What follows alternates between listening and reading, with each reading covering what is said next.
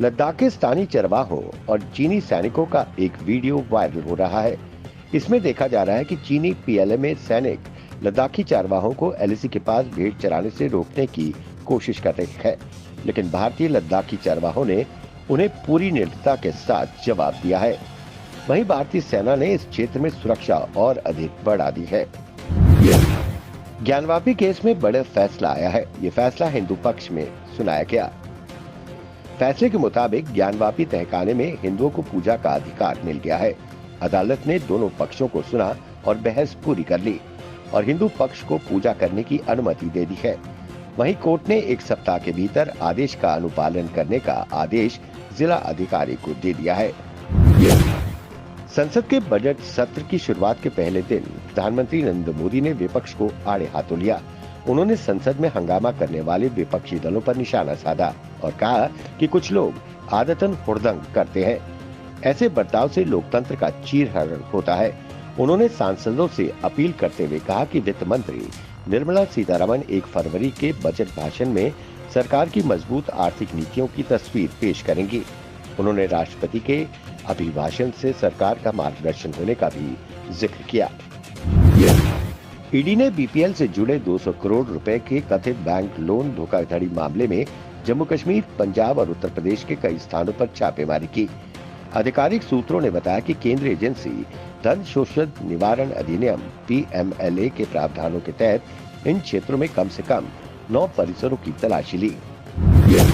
संसद के बजट सत्र के पहले दिन यहां दोनों सदनों के संयुक्त सत्र को संबोधित करते हुए राष्ट्रपति द्रौपदी मुर्मू ने कहा कि सरकार संपूर्ण सीमा और सीमावर्ती क्षेत्रों में आधुनिक बुनियादी ढांचों का विकास कर रही है।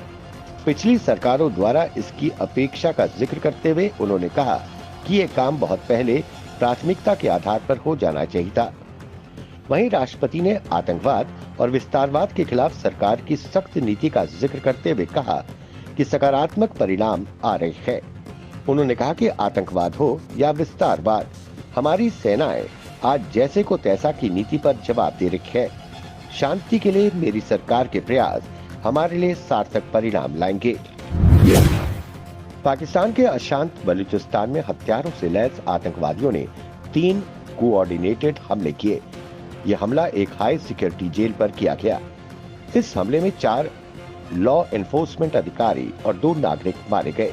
वहीं इस भयंकर गोलाबारी में 9 आतंकवादी भी मारे गए हैं, तो वहीं 3 आतंकी घायल हैं।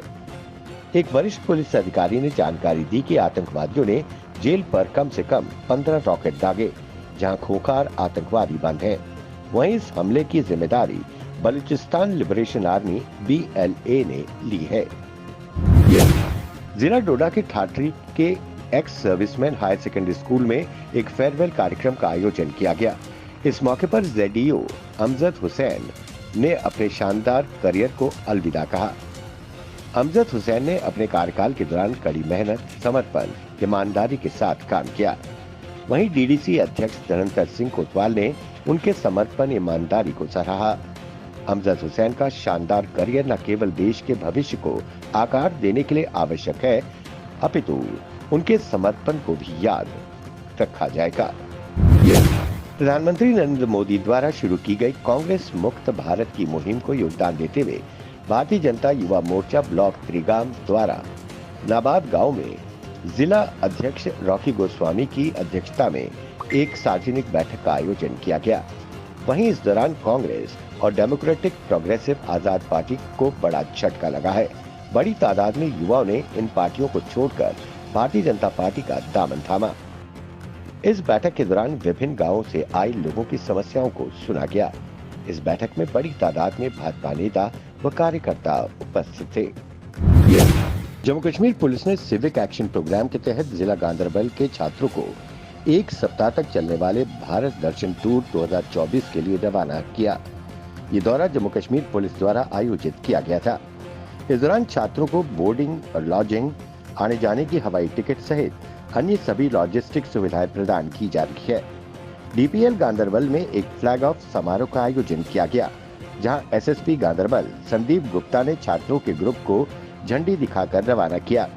इस मौके पर अन्य वरिष्ठ पुलिस अधिकारी भी मौजूद थे। SSP गांधरबल ने जिले के विभिन्न हिस्सों से आए टूरिंग स्टूडेंट्स के साथ बातचीत करते हुए कहा कि भारत दर्शन यात्रा का मुख्य उद्देश्य जिले के युवाओं को विशाल विविधता के बावजूद भारत की एकजुटता को समझने का अवसर प्रदान करता है और स्टूडेंट्स को इस अवसर का लाभ उठाने की सलाह दी। दौरे के दौरान छात्र नई दिल्ली और चेन्नई शहरों का दौरा करेंगे। भारतीय जनता पार्टी ने कश्मीर के बांदीपुरा के नौगाम इलाके में कार्यकर्ताओं की बैठक आयोजित की, जहां बड़ी तादाद में कार्यकर्ता शामिल हुए। बीजेपी के वरिष्ठ नेता राथर महराज की अध्यक्षता में हुई बैठक में कई और बीजेपी के वरिष्ठ नेता शामिल थे। इस बैठक के दौरान विभिन्न राजनीतिक दलों के कार्यकर्ता पार्टी नेता राथर महराज की उपस्थिति में पार्टी में शामिल हो गए। वहीं राथर महराज ने सभी का पार्टी में स्वागत किया और कहा, इनके पार्टी में आने से पार्टी जमीनी स्तर पर मजबूत होगी।